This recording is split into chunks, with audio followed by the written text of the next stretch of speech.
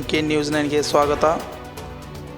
ಬೆಳಗಾವಿ ಜಿಲ್ಲೆ ಹುಕ್ಕೇರಿ ತಾಲೂಕಿನ ಹಟ್ಟಿಯಾಲೂರು ಗ್ರಾಮದವರು ಎಲ್ಲರೂ ಸೇರಿ ಶ್ರೀ ಮಹಾಲಕ್ಷ್ಮಿ ಜ್ಞಾನಪ್ರಭಾ ಯುವಕ ಮಂಡಳ ವತಿಯಿಂದ ಶ್ರೀ ಕಮಲಾದೇವಿ ಗುಡಿಯ ಹತ್ತಿರ ಗಣಪತಿಯನ್ನು ಅತಿ ವಿಜೃಂಭಣೆಯಿಂದ ಬರಮಾಡಿಕೊಂಡರು.